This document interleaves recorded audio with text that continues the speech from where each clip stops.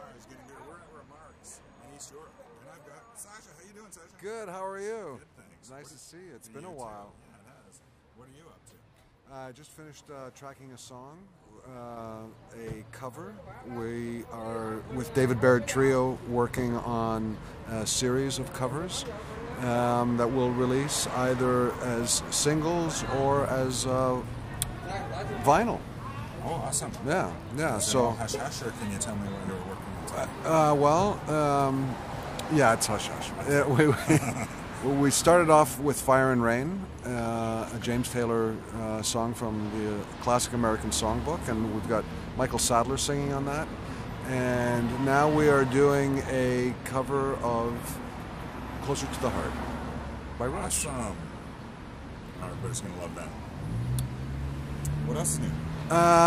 Recording, mixing. We just got back from Marillion, playing with Marillion in Montreal at the Montreal Marillion Fest, which was a 3-day affair, and incredibly well received. It was just a blast to play in front of 2,500 people, and they listened intently, which is very unlike Toronto crowds. So I have to give props to the Montreal audiences.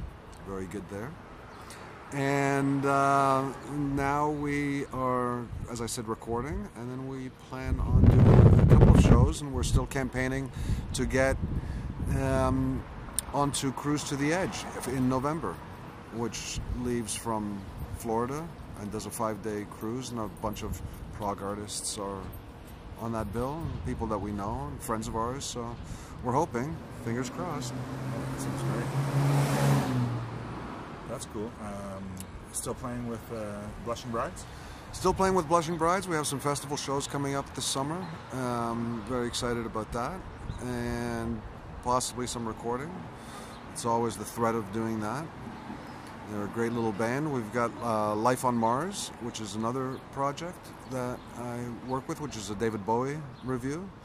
And we just did the Bathurst Street Theatre there. And we have a side project with that called Mercuretto, and we are reinterpreting 60s and 70s glam music. Oh, that sounds great. So we've got about 3/4 of a record done, and another 3 songs to go, and then that should be out by the fall. Wow, that sounds amazing. So why don't you tell me about the history? Was Blushing Brides one of your first bands in Toronto? Or? Oh no, the Blushing Bride saved me from a failed Platinum Blonde tour in 1987. Oh yeah? Yeah, due to soft ticket sales at the time. Management canceled it, and fortunately the Brides were going out on a lengthy tour, and they said, why don't you come along and play percussion? So, but that... yeah, and I've been with them ever since, playing either percussion or drums or a bit of both. But going back to way back would be having returned from school in Boston at Berkeley, and at the behest of Jim Burgess from Saved by Technology, and we started up a band with Rich Chicky, who is producer engineer to the Stars, on guitar, and Rick Way on bass and Chapman stick, and we had a band and went out and slogged it through, you know, the 401 route in the Northern Ontario circuit, and as well opened up a studio called Direct Synthesis, and we were importing PPG keyboards and M&A electronic drums, which were the competition, or tried to be the competition, to Simmons electronic drums. And that was 1982, 83, and then 1984, Pat Ballantyne, singer-songwriter and lawyer, and Gordie Johnson came to Toronto and watched me play and asked me to move to Windsor. So I did that, and we did a bunch of recording, and then I got a call in 1985, in the summer of 1985, early summer, to come to Toronto and interview for Platinum Blonde, where I became their tour programmer, doing the electronics. And I did that from 1985 till 1987, and then in 1987 I went from being underneath the stage to being on top of the drum riser, and played with them until 1991. And then after 91, I put together a band called Thurman Fry, and we were the first recipients of the Discovery to Disc Award for CFNY, and we won $100,000, and did a record that went absolutely nowhere due to political infighting and crap. And then 1993, I think I draw a blank, and scene. So did you meet Dave in Platinum Blonde?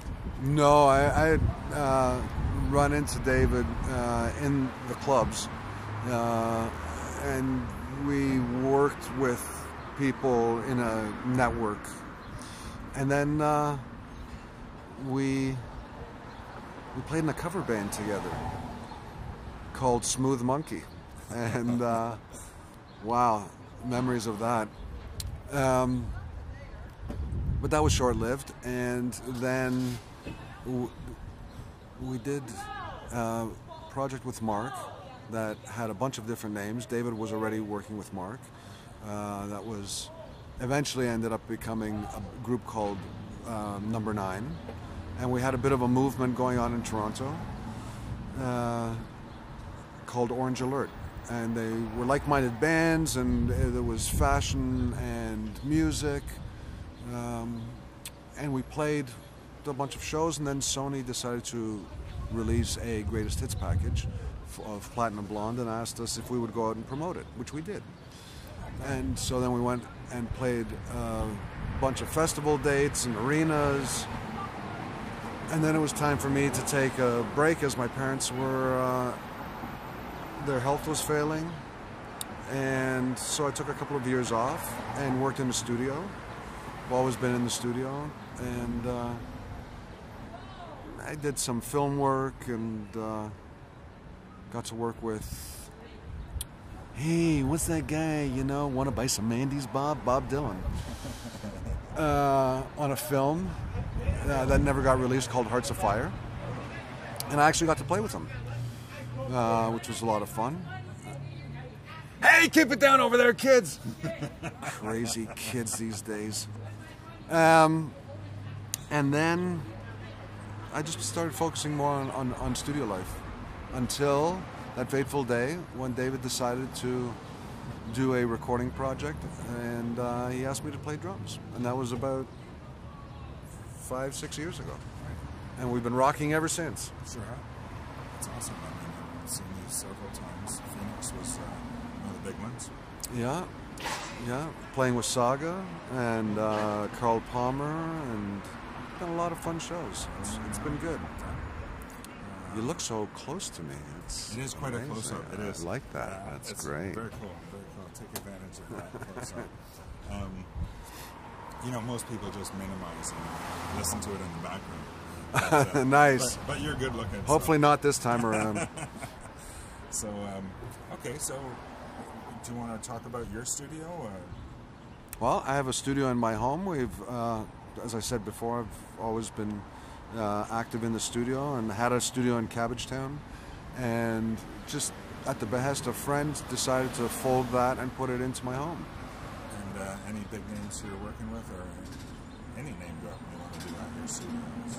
You know, clients like to keep it quiet. It's, okay. Yeah, that's cool.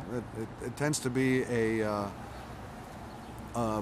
work environment where people like to shred and shed and get work done, and where the clock isn't ticking and that thing is burning in the back of your brain. Oh, you know, time is ticking and time is money. I do a fair amount of tracking that I get from clients that send me song files via the internet, and then I just record in my pajamas. It's a great way to work. And are you endorsing anything? I'm endorsing you. And Toronto rocks. Toronto rocks is great. No, you know, I use products that I find help me sound the best that I can. So I will give a shout out to Roland Canada, and Drum Workshop, DW, and Sabian, and Vic Firth, and ME Electronics for my in-ear buds. But I am inclined to say that it's probably best for me to do what I can with the tools that I can afford.